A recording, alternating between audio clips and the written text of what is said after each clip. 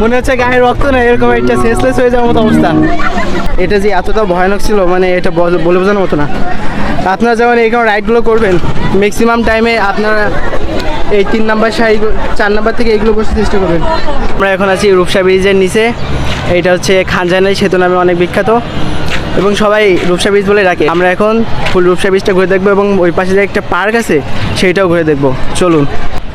সিঁড়িতে উঠতে উঠতে হাঁপায় যাইতে হচ্ছে, এত বড় এত উঁচু, অনেক কষ্ট হচ্ছে, বাট নো প্রবলেম। আপনারা দেখেন রূপসা সেতু খুলনা শহরকে বাগেরহাট, বরিশাল সহ দক্ষিণ অঞ্চলের সঙ্গে যুক্ত করেছে।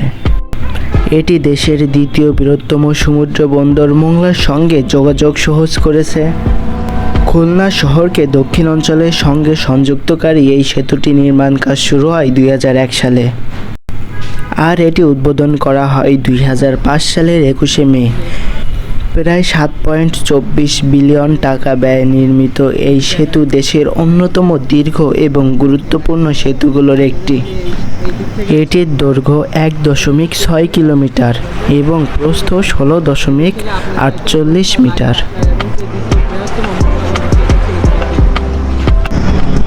এখন আমরা চলে এসেছি ব্রিজের শেষ প্রান্তে, আর ওই পাশে আছে সেই পার্কটা। চলেন এখন পার্কটা ঘুরে দেখেন। তার আগে আপনাদের একটা জিনিস দেখাতে চাই, দেখেন এখানে আর সত্যি কথা বলতে আজকে আমি দেখতে এসেছিলাম এখানে সূর্যাস্তের ভিউটা, কিন্তু এক্সট্রিমলি যে কথা বলতে গেলে এখানে আজকে সূর্যটা মেঘের কারণে দেখা যাচ্ছে না। টিকিট নেওয়া শেষ, এখন আমরা ভিতরে প্রবেশ করবো বন্ধুরা।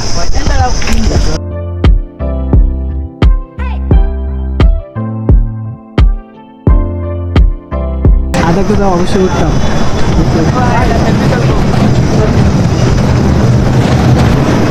আসসালামু আলাইকুম।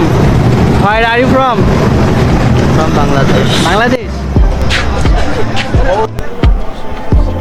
এখানে অনেক সুন্দর সুন্দর প্লেস আছে ছবি তোলার জন্য। অনেকে তার ফ্যামিলি নিয়ে এখানে ঘুরতে আসে, আর এখানে অনেক খাবারের ব্যবস্থা আছে, সেগুলো অনেক স্বল্প মূল্যে তারা ভালো সার্ভিস দিয়ে থাকে।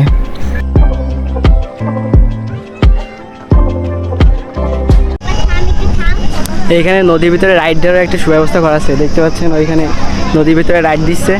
সেখানে আমরা যাই একটু ঘুরে আসি ওইখান থেকে।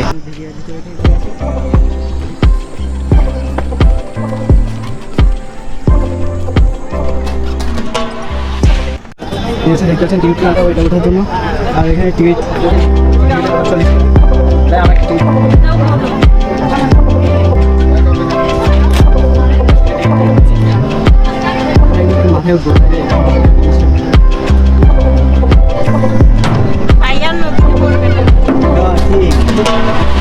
বন্ধুরা আমরা উঠে গেছি এখানে, একদম মাথার এখানে উঠছি।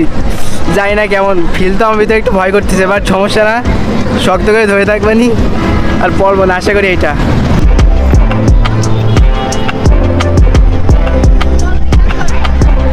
কঠিন একটা পরিস্থিতির সম্মুখীন হতে যাচ্ছি।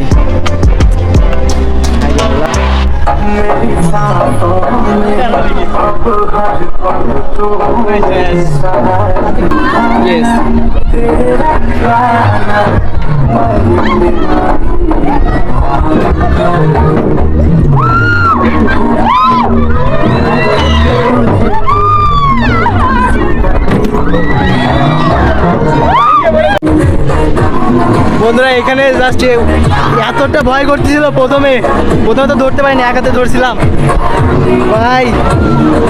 প্রথমে তো মনে হলো আমি পড়েই যাব, কিন্তু এখন অনেকটা কমফোর্টেবল ফিল করতেছি।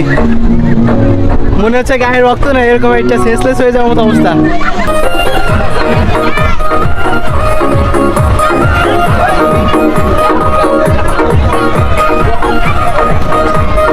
বন্ধুরা ভয়তে ব্লগ করতে পারি না, কি ব্লগ করবো বলেন?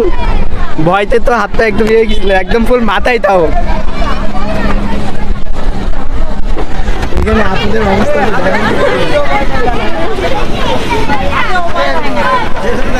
বন্ধুরা, আমার লাইফে বলতে গেলে এটাই ফার্স্ট ভ্রমণ, এবং এটা যে এতটা ভয়ানক ছিল মানে এটা বলে বোঝানোর মতো না। আপনারা যেমন এইরকম রাইডগুলো করবেন ম্যাক্সিমাম টাইমে আপনারা এই 3 নাম্বার সারি 4 নাম্বার থেকে এইগুলো বসে চেষ্টা করবেন, মাথায় ওইগুলো বসবেন না, কারণ ওইগুলো প্রচুর। এতটা খারাপ পরিস্থিতি আগে কখনো পড়ি না এই ফার্স্ট লাইফে। অনেক মজা হয়েছে, কিন্তু মজার থেকে ভয়টা বেশি হয়েছে। এখন আমরা এখান থেকে বেরোয় যাবো। বন্ধুরা আজকে এই পর্যন্তই। আজকে দিনটা আমার অনেক ভালো কাটছে, কিন্তু লাস্টে এসে এরকম পরিস্থিতির সম্মুখীন হবো আমি বুঝতে পারি নাই। আর ভিডিওটা ভালো লেগে থাকলে অবশ্যই চ্যানেলটা সাবস্ক্রাইব করে পাশে থাকবেন, একটা লাইক কমেন্ট করে যাবেন যে ভিডিওটা কেমন হয়েছে। আর সত্যি কথা বলতে গেলে এটা আমার ফার্স্ট ভিডিও, খারাপ হতেই পারে, সেহেতু কেউ মানে ভালোবাসে ছোটো ভাই হিসেবে দেখতে পারেন চোখে। আর চ্যানেলটা অবশ্যই সাবস্ক্রাইব করে রাখবেন। বাই বাই, দেখা হবে পরবর্তী কোনো নেক্সট ভিডিওতে। আল্লাহ হাফেজ।